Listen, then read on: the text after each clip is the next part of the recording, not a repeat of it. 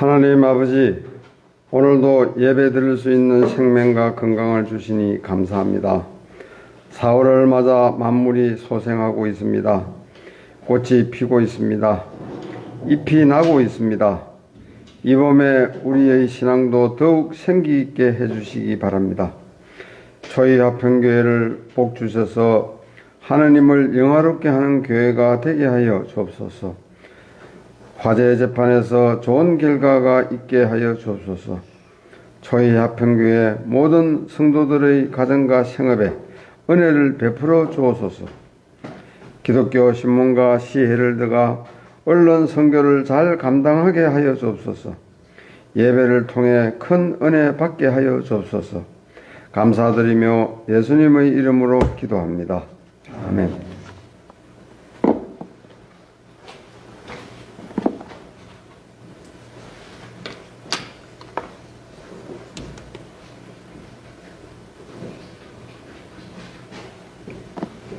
교동은 13번입니다.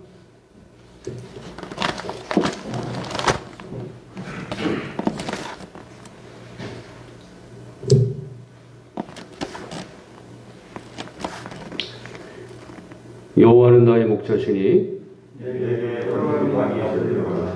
그가 나를 푸른 풀밭에 누이시며 내 영혼을 소생시키시고 내가 사망의 음침한 골짜기로 다닐지라도 해를 두려워하지 않을 것은 주께서 나와 함께 하시니라. 주의 진감이와 막대기가 나를 안위하시나이다. 주께서 내 원수의 목전에서 내게 상을 차려주시고 기름을 내 머리에 부으셨으니 내 잔이 넘치나이다. 내 평생의 선하심과 인자하심이 반드시 나를 따르리니 내가 여호와의 집에 영원히 살리로다.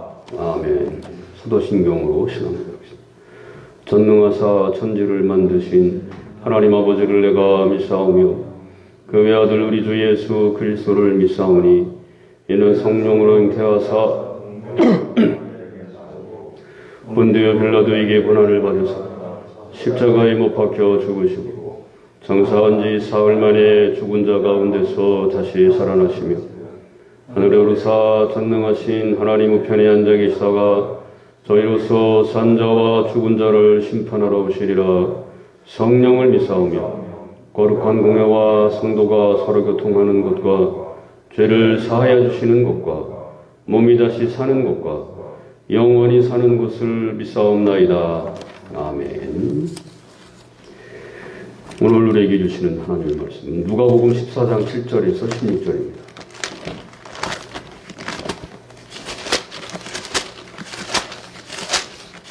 누가복음 14장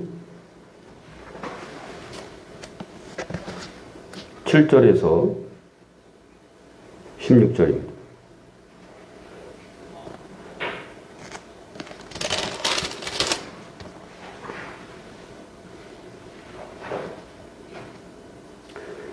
교독해서 읽습니다. 청함을 받은 사람들이 높은 자리 택함을 보시고 그들에게 비유로 말씀하여 이르시되 내가 유명한 혼인 잔치에 청함을 받았을 때 높은 자리에 앉지 말라. 그렇지 않으면 너보다 더 높은 사람이 청함을 받은 경우에 너와 그를 청한 자가 나와서 나더러 이 사람에게 자리를 내주라니니 그때 내가 부끄러워 끝자리로 가게 되리라. 청함을 받았을 때 차라리 가서 끝자리에 앉으라. 그러면 너를 청한 자가 와서 너더러 거치러 올라앉으라 하리니 그때 함께 앉은 모든 사람 앞에서 영광이 있으리라. 무릇 자기를 높이는 자는 낮아지고 자기를 낮추는 자는 높아지리라. 또 자기를 사는 자에게 이르시되 내가 성심이나 선영이나 백글거든 본이나 경륜이나 수성이나 구한 것을 청하지 말라. 그런데 그 사람들이 너를 보고 도망하여 내게 방송이 될게 아프노라. 잔치를 베풀거든 차라리 가난한 자들과 몸 불편한 자들과 저는 자들과 맹인들을 청하라. 그리하면 그들이 받을 것이 없으므로 네게 복이 되리니 이는 의인들을 좋아하시기에 네가 바꿈을 하겠느니라 하더라.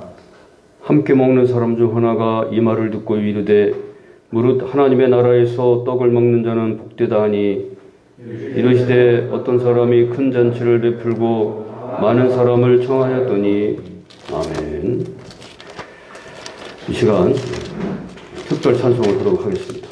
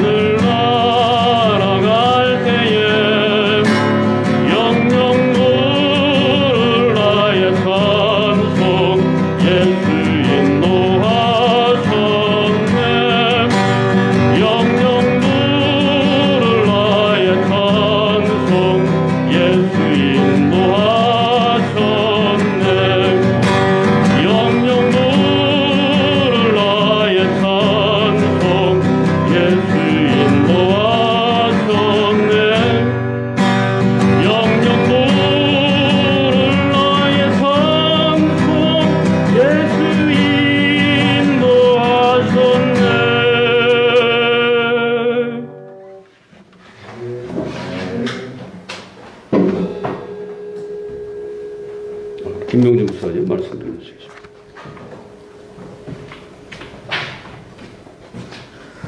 오늘 본문에 보면은 잔치라는 말이 나옵니다. 이 잔치라는 말의 사전의 뜻을 보면은 기쁜 일이 있을 때 음식을 차려놓고 여러 사람이 모여 즐기는 일, 이걸 잔치라고 말합니다. 예수님은 본문에서 잔치라는 말을 세 가지 경우에 사용하셨습니다. 첫 번째는 잔치에 초대받았을 때의 자세입니다. 본문의 상황은 예수님께서 식사 초대를 받으러 가셨을 때 벌어진 일입니다. 1절, 안식일에 예수께서 한 바리새인 지도자의 집에 떡 잡수시러 들어가시니 잔치가 있었다 이겁니다. 그런데 예수님 외에 다른 사람들도 초청을 받았는데 어디에 앉을지 자리 경쟁이 벌어졌습니다. 7절. 청함을 받은 사람들이 높은 자리 택함을 보시고, 지금이나 그때나 음식상에 앉는 순서가 사람들의 신분이나 지혜에 따라 정해져 있습니다. 그리고 가장 귀한 손님은 가장 나중에 도착하는 것이 관례였어요. 유대인의 이 당시 연회석은 디귿자형으로 한쪽은 터져서 열려 있어서 음식을 제공하게 되었고, 디귿자 형태입니다. 그리고 가운데, 세 면의 가운데가 상석이에요. 그러니까 어떤 자리에 앉느냐, 어떤 자리에 앉아 있는가를 보면은, 아, 저 사람이 중요한 사람이구나, 아니냐를 알 수 있죠. 식사 자리에 온 사람들은 서로 높은 자리에 앉으려고 경쟁을 했습니다. 이걸 보고 예수님께서 말씀하시기를 8절에 내가 누구에게나 혼인잔치에 청함을 받았을 때 높은 자리에 앉지 말라. 그렇지 않으면 너보다 더 높은 사람이 청함을 받은 경우에 너와 그를 청한 자가 와서 너더러 이 사람에게 자리를 내주라 하리니 그때 내가 부끄러워 끝자리로 가게 되리라. 먼저 와서 좋은 자리에 앉아 있는데 아까 말씀드린 것처럼 이 당시 신분이 높은 사람은 일부러라도 나중에 온다 그랬잖아요. 그 머무르고 상석을 차지하고 있다가 높은 사람이 오면은 그 자리를 내줘야 된다는 거예요. 그러면 얼마나 민망하겠어요? 그러니까 10절 청함을 받았을 때 차라리 가서 끝자리에 앉으라. 그러면 너를 청한 자가 와서 너더러 거시에 올라앉으라 하리니 그때에 함께 앉은 모든 사람 앞에서 영광이 있으리라. 그러니까 이런 자리 청함을 받으면 차라리 구석에 그냥 있으라 이거예요. 그래서 높은 사람들이 오면은 자기가 자리 이동을 할 일이 없으니까 덜 민망할 것이고, 혹시 자기가 좀 높은 지위라면은 주인이 높은 자리로 올라오시죠. 이러면은 영광이 된다는 거죠. 왜냐면은 자기가 초청받을 때 나머지 누가 초청받았는지는 모르잖아요. 그 주인만이 알아요. 그러니까 차라리 말석에 가 있다가 자기보다 높은 사람이 많이 오면은 그 자리에 앉아 있으면 되고, 또 자기가 높은 위치에 있으면은 주인이 알아서 높은 자리로 옮겨줄 테니까 그냥 가만히 있으면 된다. 2000년 전이나 지금이나 우리 실생활에 굉장히 적합한 말씀 아닙니까?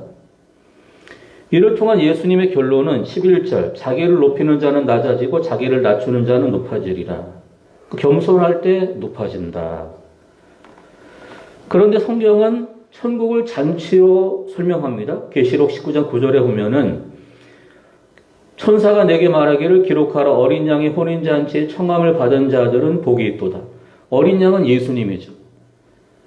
예수님은 우리의 신랑이고 신자는 예수님 신부고 우리가 천국에 들어가면은 날마다 혼인잔치가 벌어진다는 거예요. 그러면 누가 이 천국잔치에 참여할 수 있는가? 겸손한 사람이죠. 겸손은 신자가 가져야 될 귀한 덕목입니다. 그래서 누군가는 말했죠. 기독교인의 최고의 덕목은 첫째도 겸손이고 둘째도 겸손이고 셋째도 겸손이다. 그 겸손은 천국에 들어가는 방법이에요. 물론 믿음으로 천국에 들어가지만 겸손하지 않은 자는 믿음 생활을 할 수가 없어요. 기본적으로 교회를 다니는 사람은 나는 죄인입니다. 나는 하나님의 은혜가 없으면 지옥에 갈 수밖에 없습니다. 그걸 인정하잖아요.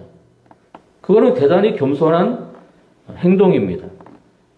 마태복음 18장 3절 이하를 보면은 예수님께서 말씀하기를 진실로 너희에게 이르노니 너희가 돌이켜 어린 아이들과 같이 되지 아니하면 결단코 천국에 들어가지 못하리라. 그러면서 설명하기를 어린 아이들 같이 된다는 게 뭐냐? 4절 이 어린 아이와 같이 자기를 낮추는 사람이 천국에서 큰 자다. 그러니까 천국에 들어가기 위해서는 겸손한 믿음이 있어야 된다는 거예요. 두 번째 잔치 이야기는 12절에서 14절까지입니다. 예수님께서 잔치자리에서 잔치라는 그 말씀을 3번 말씀하셨는데 두 번째 말씀은 자기를 청한 자에게 이르시되 내가 점심이나 저녁이나 베풀거든 벗이나 형제나 친척이나 부하한 이웃을 청하지 말라. 두렵건대 그 사람이 너를 도로 청하여 내게 가품이 될까 하노라. 지금 예수님을 포함해서 여러 유력한 사람들이 이 잔치에 초대가 된 거죠. 그런데 그를 향해서 말하기를 이런 식의 잔치를 하지 말고 차라리 어려운 사람을 불러서 잔치를 베풀라. 그러면은 누가 높으냐 그런 자리 다툼도 없을 것이고 그로 인해서 큰 상을 받을 것이라고 말씀합니다. 13절 잔치를 베풀거든 차라리 가난한 자들과 몸 불편한 자들과 저는 자들과 맹인들을 청하라. 그러면 그들이 갚을 것이 없으므로 내게 복이 되리니 이는 의인들의 부활 시에 내가 갚음을 받겠음이라 하시더라. 잔치를 베풀 때 가난한 자들, 몸 불편한 자들, 저는 자들, 맹인들 이런 사람들은 누구의 초대를 받을 일이 거의 없죠. 이런 사람들을 데려다가 잔치를 하면 그들은 갚을 수가 없잖아요. 우리가 대접을 하면 대접을 받는 경우가 있지 않습니까? 서로 주거니 받거니 대접을 하는데 가난한 자들을 대접하면 이들은 갚을 것이 없기 때문에 어떻게 하겠습니까? 아이고 고맙습니다 하면서 마음으로 당신에게 복이 있기를 빌겠습니다. 그렇게 하지 않겠어요?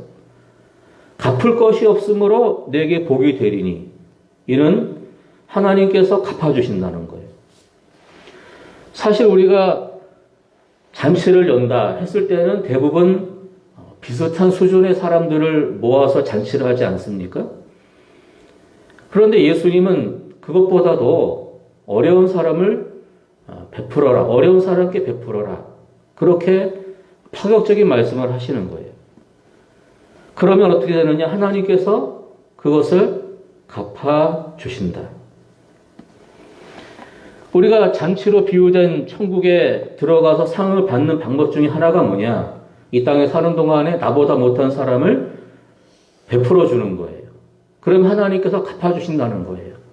17절 가난한 자를 불쌍히 여기는 것은 하나님께 구워드리는 것이니 그의 선행을 그에게 갚아주시리라. 내가 주변에 가난한 자들을 불쌍히 여겨서 도와줬어요. 그러면 그게 누구에게 구워주는 것이냐? 하나님께 구워주는 것이다.